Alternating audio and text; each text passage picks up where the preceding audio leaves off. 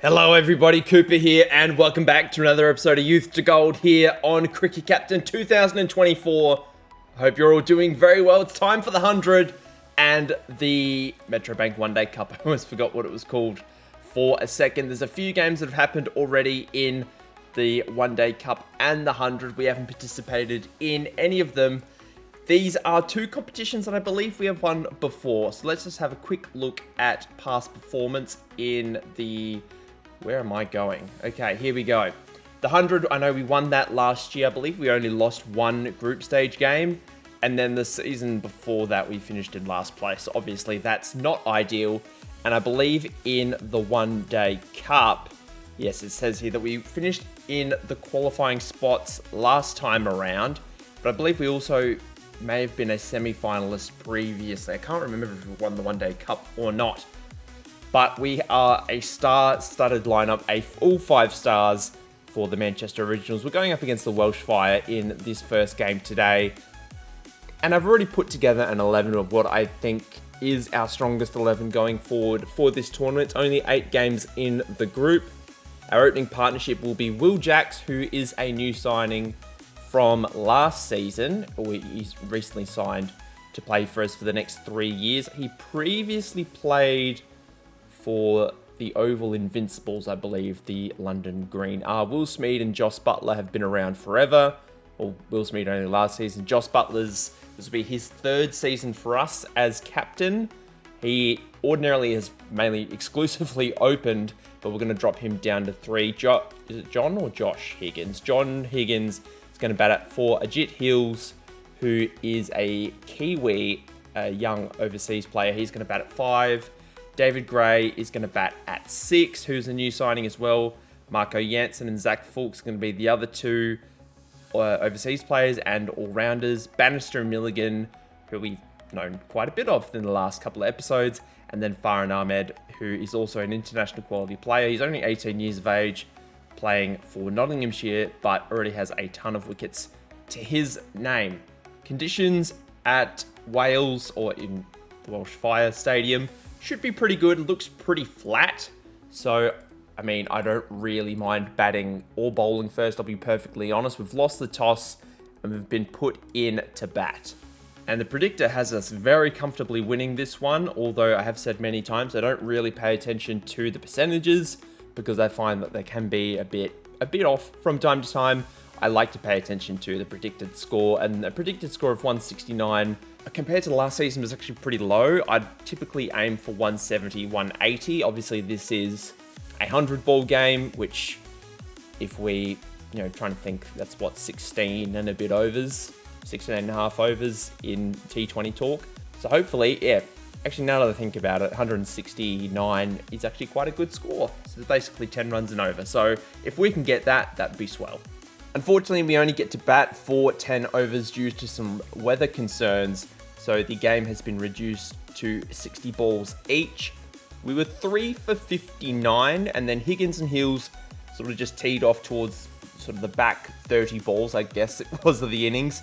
Will Jackson, Will Smeed really failed to fire at the top of the order. More Will Jacks, unfortunately, on debut. Will Smeed got 21 off 11, which is pretty good pace, but just couldn't stay in. Butler sort of struggled at 3. Higgins and Hills are really good, as I said. Both of them scoring at above 200. And then Green, who's been a multi-time, I believe, Team of the Year player in both the 100 and the Vitality Blast, only got 1 wicket, but 42 runs off 20 balls. Really, really struggled. Gus Miller, who's a batsman, used to play for us, I believe. He's actually got a really good grip on things in first-class cricket, but still struggling in limited overs. Mason Crane, former Test cricketer. I say that very loosely. He played 1 game and conceded 193 runs for 1 wicket. And then David Payne as well, who's been around forever. But now comes the task of defending 122 from 60 balls. I don't know why that is for them, considering we only scored 119. But apparently they need 122. I don't know why that would be the case. Must be something to do with the DLS calculations.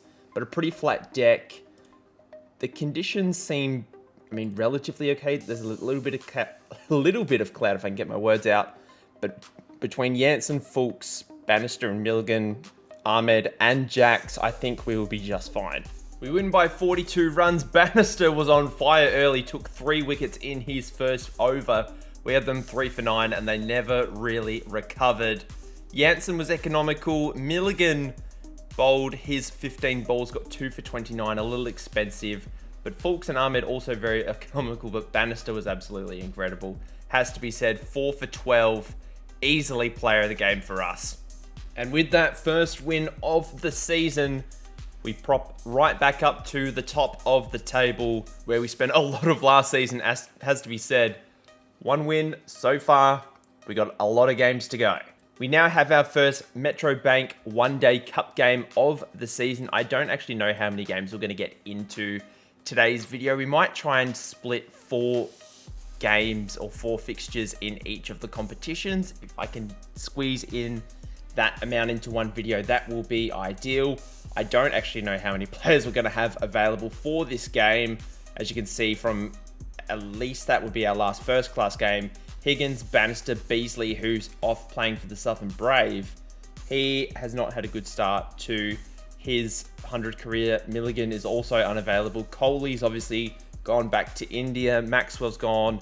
Yeah, we're very short at the moment on quality players. I know Brownlow's going to come in for Armstrong because he's obviously our designated limited overs bowler. So he's going to come in. Smith is going to come in for Higgins. I'm not sure if he's going to open. He might bat at 3, I think. We could go Davies at 4. Actually give Smith the captaincy. That makes more sense. I know Davies was just filling in. But with the bowlers, we're very, very short. Markham can slot in at 6.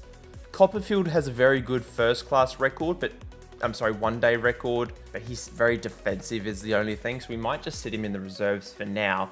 But in terms of the bowlers is where we are going to struggle a little bit. Martin had a pretty good campaign last time around. Minto hasn't had a great deal of results in limited overs cricket, or in one-day cricket, I should say. How is he going in terms of his form? It's coming along in the last couple of games. We might bring him in. I know he hasn't played a lot for us this season. We might go Armstrong. I know we sort of took him out. I'm actually going to give Dominic Kelly a go. I know I said I was going to bring in Armstrong, but I think another fast bowler and another guy in who is capable of batting. I know Armstrong hasn't got a great record with the bat. He's not actually got a good record in terms of first one-day bowling. I keep saying first class for some reason. So it's going to be very interesting to see how this all plays out. I'm also going to patch up the batting lineup. This is just temporary. Okay, the 11 has been sorted. It's Follett, Flintoff, Smith at 3, Davies at 4, Garside making his debut at 5, Markham at 6, Vaughan making his debut at 7. It'll be very interesting to see how he goes as well. Hasn't played a lot of limited overs cricket for us. Only played a handful of T20 games. Was okay with the bat. He's obviously more there as a bowler at this point. Kelly's going to be making his first appearance for us. He previously played for Hampshire. And then we've got Martin, Minto and Brownlow have all made appearances for us before. I'm also curious to see what's going to happen with Follett because he's been incredible in T20 cricket, not so much in first class cricket. So this is obviously a bit of something in between. So we're going to keep an eye on his form as well because we already have dropped him at one point in the first class stuff. That might be something we do in the limited overs as well. Gonna call heads on the toss in this fixture against Lancashire. Looks like their squad has been absolutely depleted. They're only at 1 and a bit staff, not form, but just ability in general. We've won the toss. It's a spinning wicket. It's a Lancashire home game actually, but we do have a similar pitch to them. We're gonna bat first. And I just want to have a quick look at their 11 because there's a lot of players in here that I don't recognize. So if we just have a quick scout, Blake Bowles, who must be an academy player, he's making his debut. Billy Goldman, who I believe used to play for Durham, has a very good one-day record. Fonseca doesn't look that great. Kashif Ali averages 41 with the bat. Mark Collins making his debut. George Lavelle, Tom Bailey has a very good bowling record. James Logan, not that impressive. And then Will Williams, all-time great name, Will Williams. But yeah, what does the predictor have us say? Although Lancashire, despite their lack of ability, has them as the predicted favourites with our predicted innings of 282. I think if we can push 300, we're a real chance of putting this game well out of their reach. We push the boundaries in the back end of the innings and we end up 339 after our 50 overs. Follett continues his limited overs form with a century, only his second one-day century, ends up on 108. Flintoff against his former side can't get past 19, unfortunately. Smith and Davies do very, very well in those middle overs, both striking at above 160. Garside on debut only gets the 15. Averaging 61 in first class cricket is a thing now. I mean, that's just really, really nice. Markham, 33, not out towards the end. Vaughan, 7 off 17, just couldn't get going. And then Kelly on debut for us gets a small handful of runs not out. Now it's time for the tricky part, because if we have a look at our bowling lineup, and this is the lineup that I have a little bit less faith in than our batting lineup, we have a combined total of, I believe, 36 wickets in our main 5 bowlers. I'm not counting Steve Smith's wickets here, even though he has taken 47 of them. So it just shows that we're a little bit inexperienced, and even though we've set them a decent total of the chase down, it's still a pretty good pitch for batting on. It's a little bit spinning, so we do have Vaughan and Brownlow who are capable. We obviously got Follett who we can turn to if need be, but this Lancashire side is well below our standard, has to be said, but we still need to prove our dominance. Lancashire were very competitive with their total 254 before being bowled all out by our basically very splendid spin bowling attack. Brownlow and Vaughan picked up 6 wickets between them. Vaughan on debut 3 for 51 and Brownlow 3 for 61. A little bit more expensive. Follett chipped in with a wicket after 3 overs. Only 1 wicket from our new ball bowlers, but Dominic Kelly on debut for us as well picked up 2 for 37, which was very impressive. Bowles for Lancashire on debut, 89, opening the batting. Couldn't get his 100 for him, unfortunately. And with that result, Follett gets player of the game, which wasn't too surprising. If we have a look at some of the other fixtures, Bolland, who I believe is also a youth player, has a very outstanding average of 70 in one-day cricket, gets 100 for himself against Durham. And they get the victory there by quite a bit. Emilio Gay, a former player for us, gets 100. Is that his first one-day 100? No, it's not. It's his 4th. And the last one-day fixture that we're going to have a look at is Derbyshire getting the win over Somerset, with Goldsworthy on the losing side getting player of the game. He finished with 70 with the bat, 4 for 37 with the ball. And there's also the Southern Brave, who demolish the Welsh Fire. We now have the London Spirit at home. Unfortunately for the Northamptonshire side of this video, Robert Martin is now injured for 2 weeks. So we are now down another fast bowler, which is annoying. But if we have a look at the 11, I think we just keep it as is for now. The wicket is spinning, which is typical of our home decks. But as I said, there's no real need to change anything at this point. We are going to play this one. Call heads on the toss, as we usually do. This may be the most stacked team we've gone up against so far in the 100. They've got Zach Crawley, who is in very good nick. Is it Daniel or Day? I think it's Daniel Bell Drummond, Ollie Pope, Blake Moore, Tommy Burton, Coates, Critchley, Dawson, Higgins, Taylor, Rampling. Very, very solid 11, but we are going to bat first on this deck. And I just want to check. It is Daniel Bell Drummond. Very good T20 record. Crawley is in the form of his life. Actually, no, he's not in the form of his life, has to be said. But we need to have a look at Ollie Pope. He isn't really a great T20 player, but is having a very good run of things right now. Martin Blakemore averages 64 in first class cricket. T20 cricket only averages 28. Is he playing for any other teams overseas? He's playing for the Mumbai Indians. I believe that is in that very good IPL campaign, averaged 36. He's also played as an overseas player for Queensland.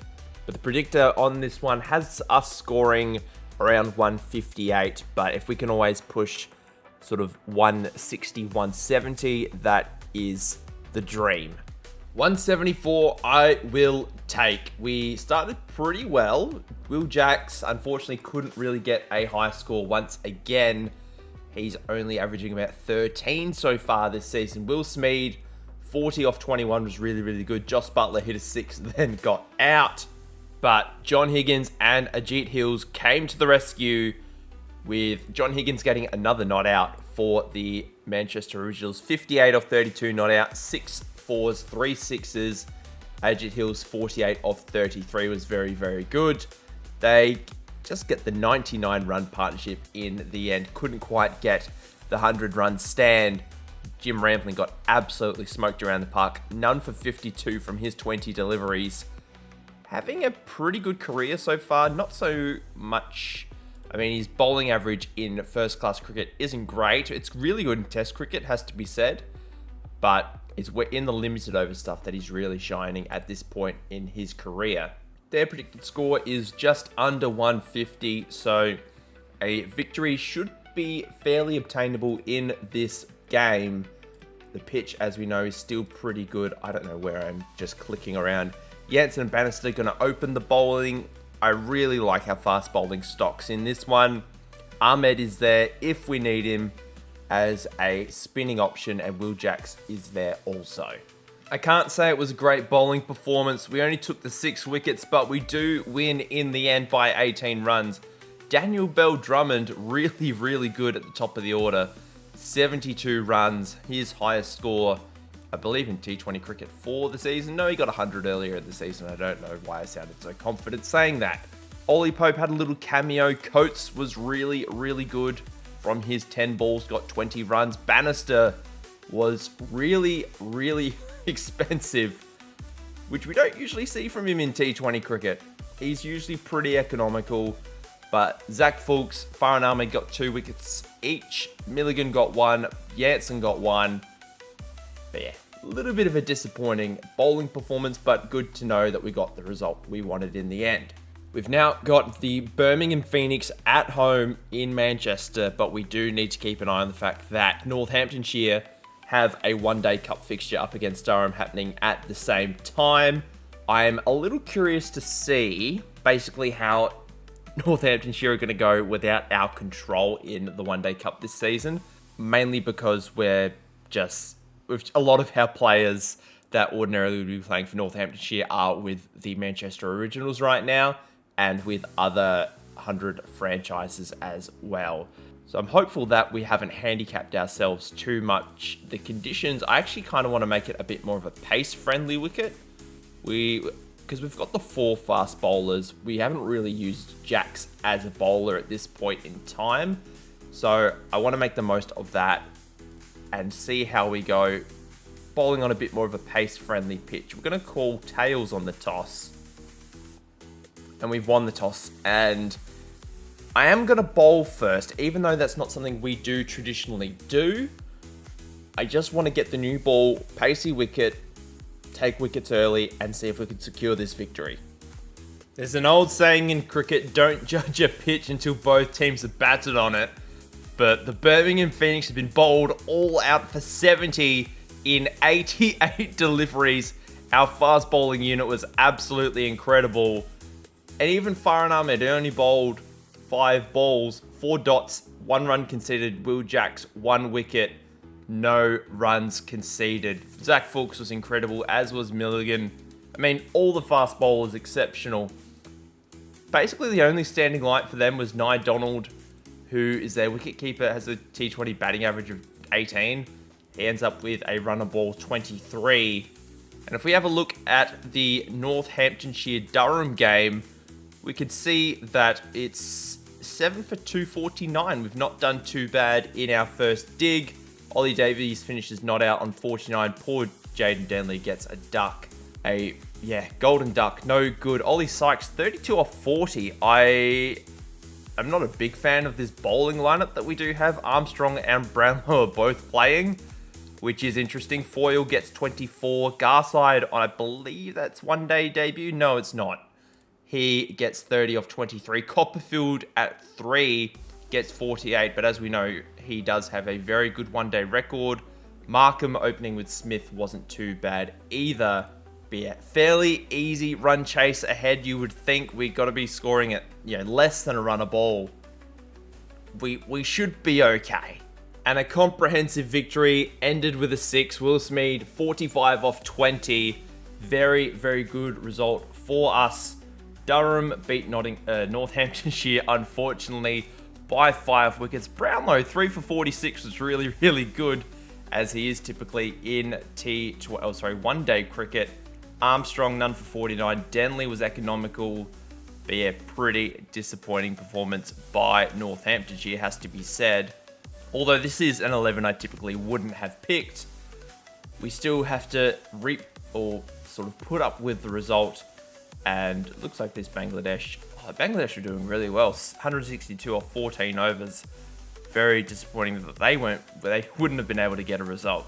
Oval Invincibles are our next challenge. This is an away game, unfortunately, but we've been very good so far at home in the 100.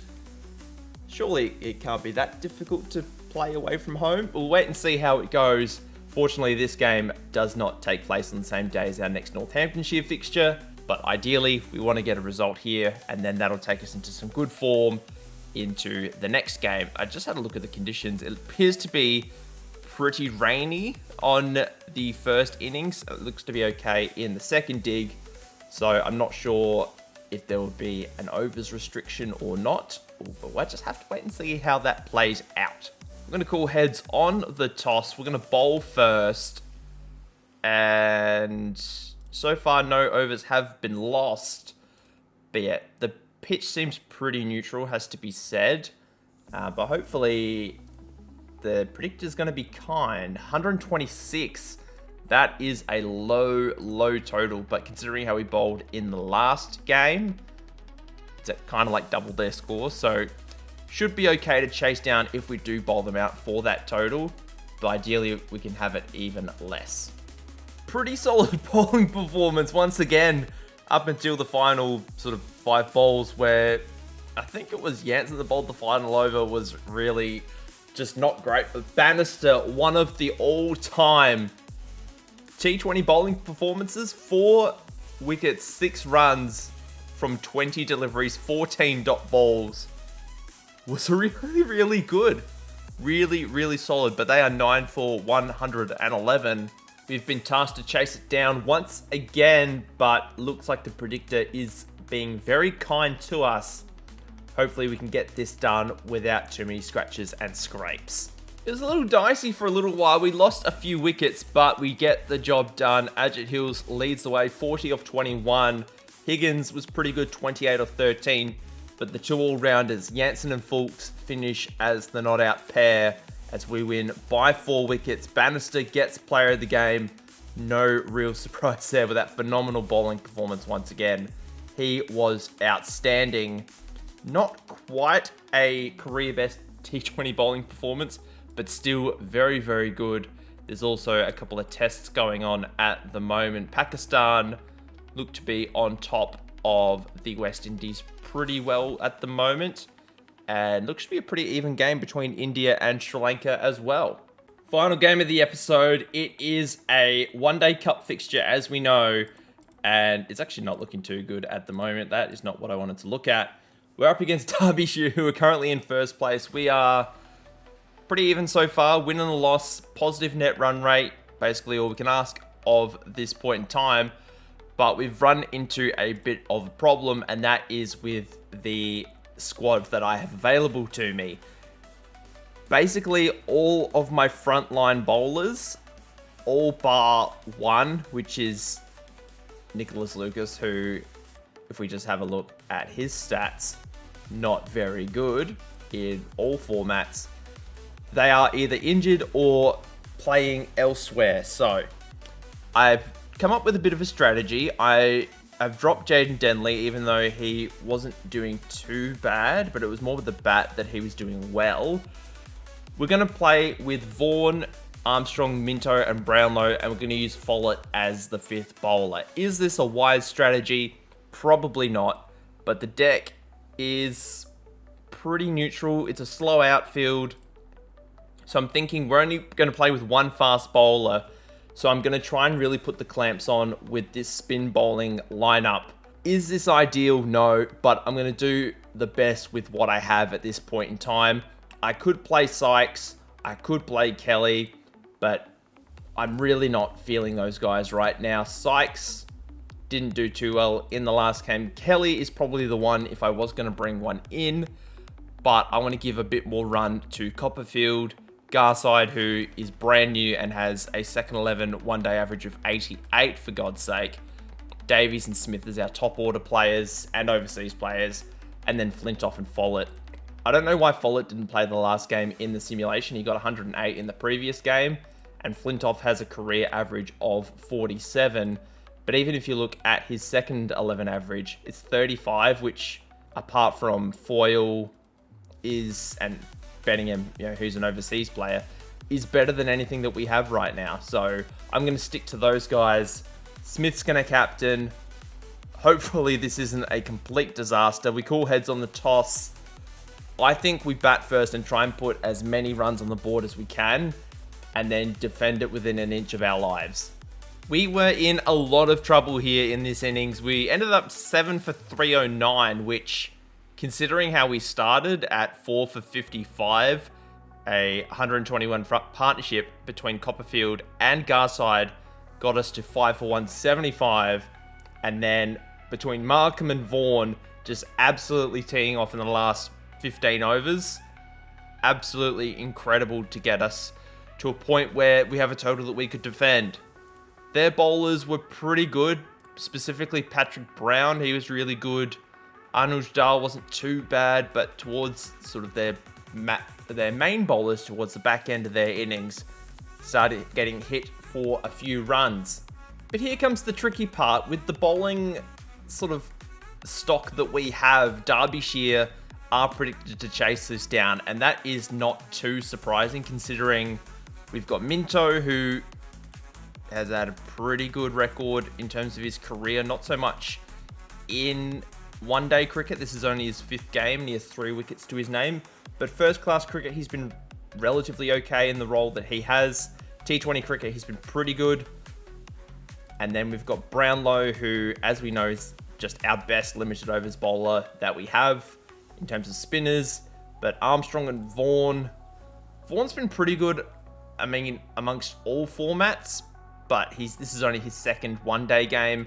Armstrong's currently averaging 40 in one-day cricket, which is a little gross. But then the 5th bowler being Follett, who, I mean, we'll wait and see how it goes, but I'm not as confident as I ordinarily would be. We win our final game of the episode. Now, would I recommend you play a team this way? No, I would not. But we win by 12 runs in the final over. Alex Brownlow, is it Alex or Alex Brownlow? I can never remember. He ends up with 5 for 46. Really, really good figures for him. His first fifer in limited overs cricket. Chris Follett, 3 for 62. Not too bad. A bit of a surprise, I will be honest. All of our wickets came via spin. James Minto, none for 71. Wasn't that great. Now has a one-day bowling average of 80. Armstrong wasn't too bad with the new ball, and Archie Vaughan was a tad on the expensive side, but was really good with the bat, so we can't argue with that too much. Brownlow gets player of the game, which is no real surprise. West Indies beat Pakistan in their test. Mikhail Lewis gets player of the game for his 250s, and India beat Sri Lanka with Yadav picking up a 10-wicket haul. But that balances things out in the first group, or in Group B, I should say, in the One Day Cup. We are currently sitting in 3rd spot with the game in hand. Good net run rate. Another win should put us up a little bit further up the table. But that is going to do us for today, guys. Our next game will be up against the Northern Superchargers at Leeds in the 100. I dare say we will be finishing off the group stage of the 100 in the next episode, as well as hopefully the group stage of the One Day Cup. But thank you for watching up until this point. Please leave a like and subscribe to the channel if you are new. And until next time, guys, I hope you have a lovely day wherever you are in the world. And I'll see you guys then. Bye.